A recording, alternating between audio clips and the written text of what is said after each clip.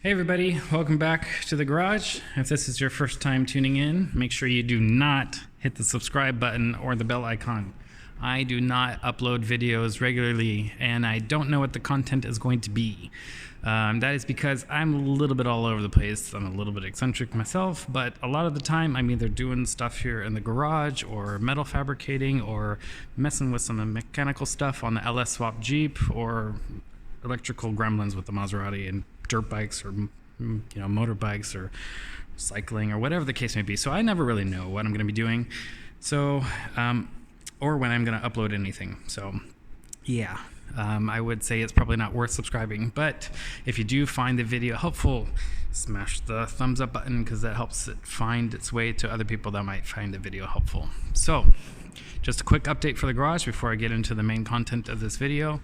My garage is basically done. I do have some weird electrical issues going on with my lights and stuff, but anyways, the next step for the garage is the flooring. I wasn't too happy with how the concrete turned out. I have a lot of settling and cracks and stuff because the contractor decided to put self-leveling cement on top of my concrete, which is I don't even know why he did that, but I wasn't too happy with the end result of that, so I won't be going the route I wanted to do, which was polished concrete. I wanted polished concrete because it's very strong. If I were to drop a hammer or, when I'm fabricating stuff, I don't want to have to worry about the flooring. Epoxy, metal sparks and things like that can burn the flooring or drop a hammer and it, chip the paint or whatever the case may be. It's not as strong, but I'm gonna have to go with the epoxy anyways. And I find one, it's a bit cheaper, even though it's still expensive on a 2,000 square foot or 300 square meter floor plan, but it's still more affordable and so on. But anyway, so that's what I'm doing with the shop. After that, 2-post lift, we'll go here for some fun mechanical stuff that we've got coming up. Anyways, on to the main reason why you clicked on this video.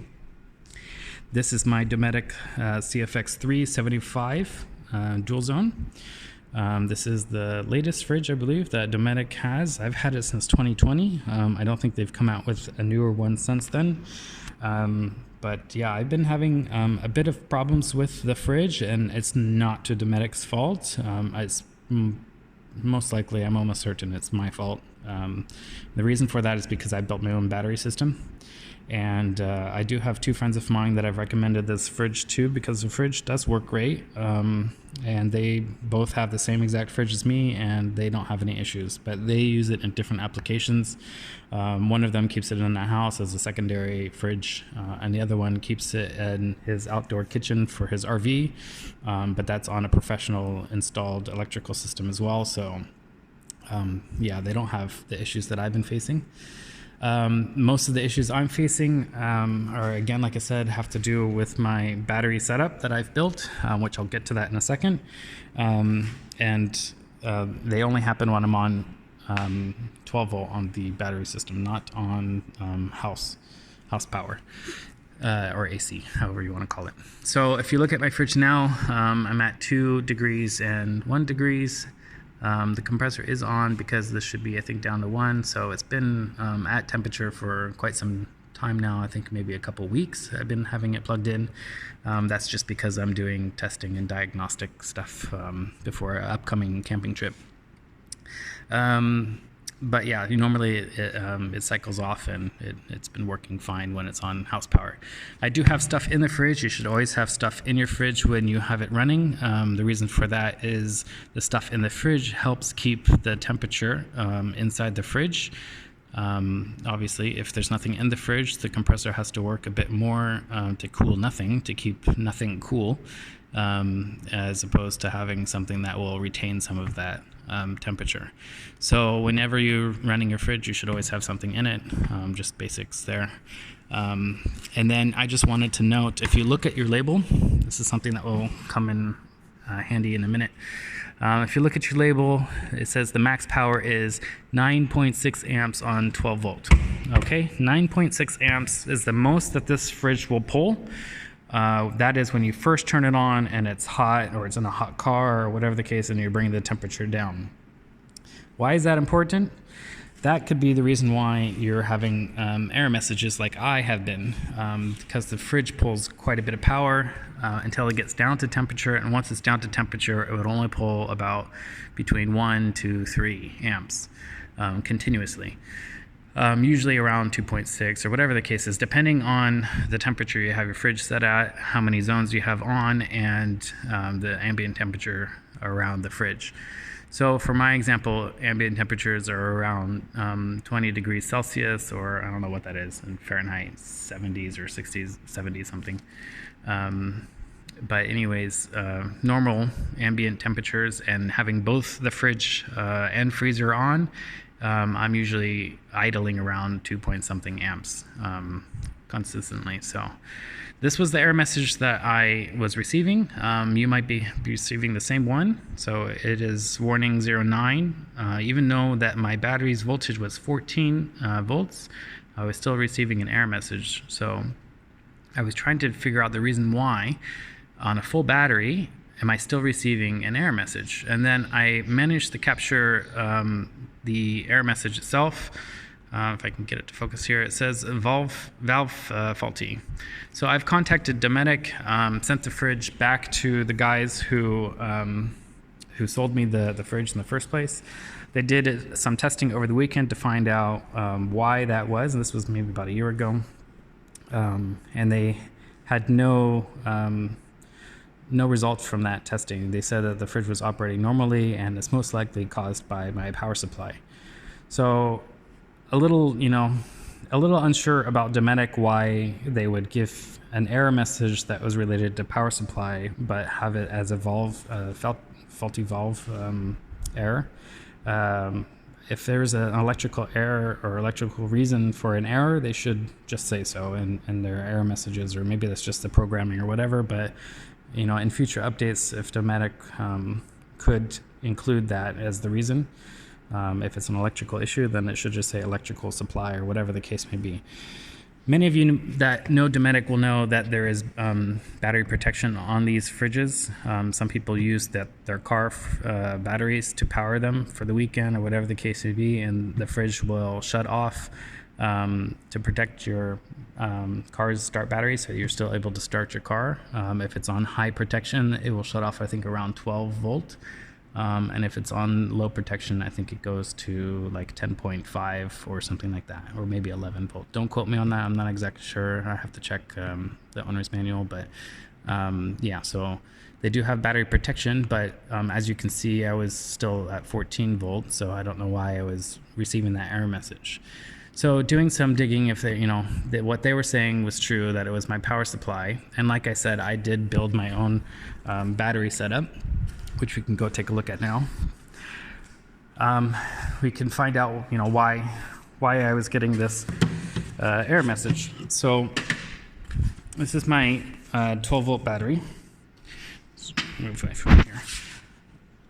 I am running a 165 amp hour AGM from Victron, and I am also using the same Victron power solar charge controller. And I thought that the main issues I was facing was because I didn't have a fuse block, so I did install a fuse block so all of my ports are fused. And I found out most likely what the reason why I was having issues was related to these outlets. So many of you building your own systems may want to note, if you do go the route that I did and build your own, yes, I know that this is labeled on and off. I'm from the US, and up is technically usually on, and the rest of the world is the other way around, so I had to label it so I don't forget. But anyways, if you're building your own system and you use these type of power ports, whether they're USB or the traditional 12 volt sockets, it's important to know that these aftermarket accessories are usually internally limited to 5 amps only. So if you recall back when I was looking at the fridge just now, it said 9.6 amps was the max draw that the fridge pulls when it's not at temperature. So that will be too much power for these outlets. And a lot of times, if you're like me and you pre-cool your fridge, you get it down to temperature, and then you go camping. Obviously, in a hot car, the temperatures are rising and the compressor has to kick on more frequently, and then sometimes it will go above that threshold of 5 amps if you're using both sides. And when it goes above 5 amps, then those outlets can't deliver the power that it needs, so it will only power up to 5 amps, and then you'll start to get these fluctuations in the compressor because the compressor is turning on and off as a solution to try to regulate that, and then you get an error message from the fridge itself. So what I've done is I went back to Dometic, trying to stay with brands, Victron for all the power stuff, and Dometic for all the fridge related stuff. And I continued Dometic, blending the two. Dometic, because obviously Victron doesn't make power units for outlets and stuff. So what I've done here is I've installed their 12 volt 2-pin, as well as they have this socket thing as well. As a side note to this, it's important to note that this is max 15 amps, and that is for the total combined. So you have your standard socket is 15, the 12 volt socket, and that 2-pin that I just showed you is 10 amps. So that is still above the threshold for what the max the fridge will pull. I don't know if you have a CFX3 100 liter what the total max is. That might be something worth checking if you plan to use this power supply. But max combined, or the max for one of them, is 15, so it's not above 15. This unit is fused. It's fused at it's right here. It also has a 15 amp fuse inside. I just threw out. Okay, sorry. So it does have a 15. I'm trying to do this one-handed. Give me a break. It does have a 15 amp fuse inside of the power supply itself, and I usually have that wired to the fuse block that goes to my Victron distributor. So when I was facing issues, I normally will go direct to the battery to bypass that, so I don't lose all my food and stuff while I'm camping. But anyways, second to this, I just wanted to make a note. If somebody gifted you this kettle, throw it away. It's not a great kettle, first of all. I'm sorry, Dometic, if they're watching this, but this kettle takes a super long time to actually heat up any water, and I'm talking like at least 10 minutes. Like, it takes a very long time. It would be a lot quicker just to boil a cup of water. It doesn't hold a lot of water. It's quite small. And the other thing to note is that this is 20 amps. So it's a 12 volt kettle at 20 amps, which you cannot use with this power supply. Like I said, this is a 15 amp max. You'll blow the fuse in this power supply, and then you won't be able to use your fridge and all that stuff unless you have a spare fuse, or worse, you can have a bigger problem. So even though that they're the same company, don't use this kettle on basically any 12 volt outlet that I know of that can handle 20 amps. It's important to note that your car outlets, depending on the manufacturer, could go up, I think, around 10 amps. You might find them with more, but from what I've seen, I haven't really had the problem with the car outlet while the car is running, but usually car outlets will shut off. They're not all of them are live all the time, even when the car is off. So you're going to need to have some kind of a battery system set up. So anyway, so I think that is most likely what a lot of people are facing when it comes to power supply issues and those error messages that I was receiving, and if you are receiving as well. Make sure you check your sockets, make sure that they're rated to the correct amperage for the fridge, and that's max amperage what the fridge can pull. And if you are still having problems like I am, it is most likely still coming from your battery system. What I feel now is my issue is actually my on-off switch. So as I showed you, I have this pretty basic on-off switch. It was what was available when I built this battery about 2 years ago in 2020. And so basically I have all of the power coming from my battery. It goes through my charge controller, which will regulate everything. And then it goes to this switch, which it will go through the switch when it's on and then go throughout the whole battery setup. And I think that switch is limited. I can't find where I bought it from or what it's rated to, as far as, you know, its amperage or wattage or whatever. So I picked up a proper power supply switch. So I'm going to be installing that, and I hope that will solve my problems. If I'm still facing problems, then I would probably say it comes down to maybe my wire gauge size or whatever, but I'm pretty hopeful that that's going to solve the last of my problems. And if I am still facing problems, I'm just going to do a complete rebuild of this battery system. It's due for time anyways. This footprint was ideal because it fit in the back of my Jeep, but I'm moving away and going to be building a full overland trailer.